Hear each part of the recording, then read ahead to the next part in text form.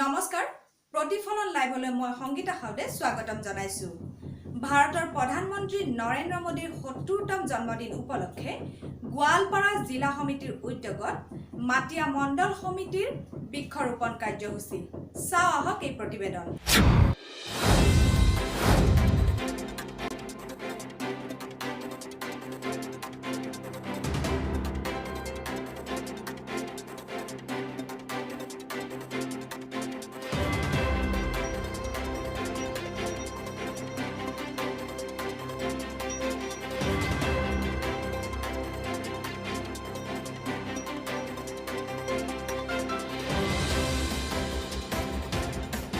বুদুচৰ আৰু মাটিয়া বুধ সমিতিয়ে প্ৰধানমন্ত্ৰীৰ ৭০তম জন্মদিনত মাটিয়াৰ শ্ৰী শ্ৰী কৃষ্ণ মন্দিৰ আৰু বুদুচৰ শ্ৰী শ্ৰী বাগেশ্বৰী মন্দিৰত ৭০ জোপাকৈ গছপুলি ৰোপণ কৰে। বৃক্ষৰোপণ কাৰ্যসূচীত মুখ্য অতিথি হিচাপে উপস্থিত থাকে গোৱালপাৰা জিলা বিজেপি কোষাধ্যক্ষ দীপক নাথ, জিলা সমিতিৰ গোবিন্দ নন্দী, ভাৰতী ৰায়, মাটিয়া মণ্ডল সমিতিৰ ভূষণ ৰয়, অপূৰ্ব নাথ, মন্নাফ আলী, মাটিয়া আৰু বুদুচৰৰ পৰা সুশীল ৰায়, ক্ষিতিশ সাউদ, প্ৰণৱ দাস আৰু নমল দাস।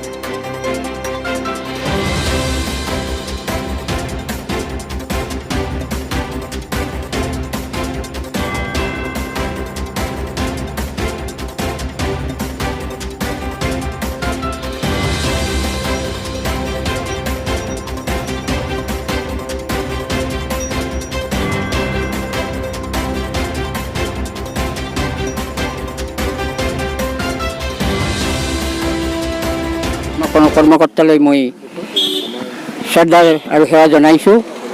আজি ভাৰতীয় জনতা পাৰ্টি গোৱালপাৰা জিলা আৰু মাটিয়া মণ্ডলৰ উদ্যোগত আজি মাটিয়া শ্ৰী শ্ৰী কৃষ্ণ নামঘৰৰ চৌহদত বৃক্ষৰোপণ কাৰ্যসূচী ৰাইজ তথা ভাৰতীয় জনতা পাৰ্টীৰ সমূহ বিষয়ববীয়াসকলৰ লগতে হয়তো আমাৰ গাঁৱৰে আই ভনীসকলেও ইয়াত উপস্থিত হৈ আমাক যি সহায় আগবঢ়ালে তাৰ কাৰণে মই তেওঁলোকলৈ মই ধন্যবাদ জ্ঞাপন কৰিছোঁ। এতিয়া কথা হ'ল আজি নৰেন্দ্ৰ মোদীৰ জন্মদিন উপলক্ষে ৭০ বছৰ জন্মদিন উপলক্ষে আজি যিটো আমি কাৰ্যসূচী আজি ইয়াতে ৰূপায়ণ কৰা হ'ল, প্ৰধানমন্ত্ৰী মোদীলৈ মই তেওঁৰ দীৰ্ঘায়ু কামনা কৰিছোঁ। লগতে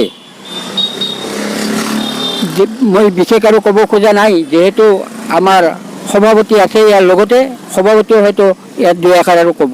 বৃক্ষৰোপণ কাৰ্যসূচীত অংশগ্ৰহণ কৰা মাটিয়া মণ্ডলৰ সভাপতি আৰু সম্পাদক মহোদয় আৰু আমাৰ বিষয়ববীয়াসকল আটাইলৈ মোৰ নমস্কাৰ থাকিল যে আজি বৃক্ষৰোপণ কাৰ্যসূচীত মোদীজীৰ জন্মদিন উপলক্ষে বৃক্ষৰোপণ কাৰ্যসূচীটো পালন কৰা হ'ল।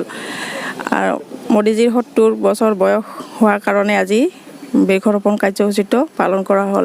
এইখিনি কৈয়ে মই মোৰ মাটিয়াৰ পৰা মফিজুদ্দিনৰ ৰিপৰ্ট, প্ৰতিফলন লাইভ।